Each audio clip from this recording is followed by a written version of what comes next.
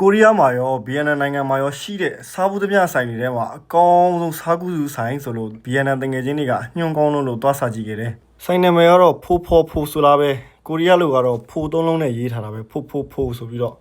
ဒီဆိုင်ကစားကောင်းမကောင်းတော့မသိသေးဘူး။ဆိုင်ထဲဝင်လိုက်တာဆိုတာနဲ့အမဲသားနဲ့တင်းတင်းလေးရနေပြီးတော့တရေပါကြလာတော့တာပဲ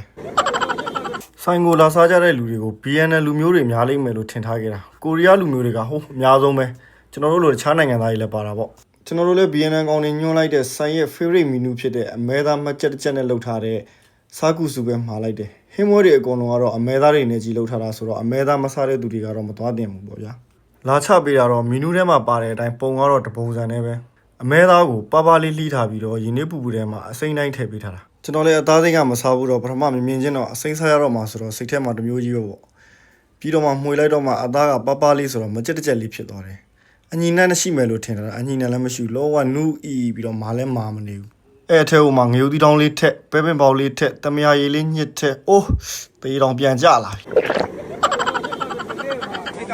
ဒီဆိုင်ကလက်ရာတကယ်စားကောင်လို့စားကူစုကြိုက်တဲ့သူတွေအတွက်ဆိုင်ရဲ့လိပ်စာလေးညွှန်းပေးမယ်ဘူဆန်မှာနေတဲ့သူတွေစားကူစုကြိုက်တဲ့သူတွေတစ်ခေါက်တော့သွားစားကြည့်တင်တယ်ဘူဆန်တဲတက်ကတူတဲ့နီးရဲဆိုတော့ဘူဆန်တဲတက်ကတူမှာတက်နေတဲ့တက်ကတူကျောင်းသားတွေကတော့ဒီဆိုင်လေးကိုသိလိမ့်မယ်ထင်ပါတယ်ဆိုင်လိပ်စာကတော့ဘူဆန်ဂုံကြောင်ကူကွန်ကန်တို့164ဖြစ်ပြီးတော့ဆိုင်နာမည်ကတော့ဖိုဖြစ်ပါတယ်ဘူဆန်ဒဲရော့နဲ့လည်းနီးတယ်ဗျဘူဆန်ဒဲရော့ကနေဆိုရင်9မိနစ်လောက်တော့လမ်းလျှောက်ပါတယ်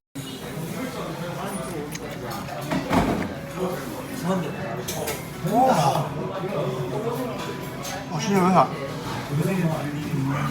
中南ဆိုင်ချားတယ်ဘယ်ကပါလဲခိုင်း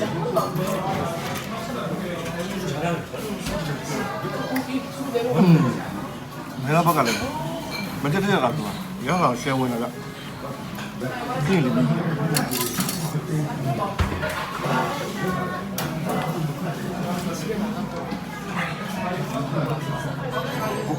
ထိုးစိတ်နော်โอเค对面跑 OK 对哇可以哇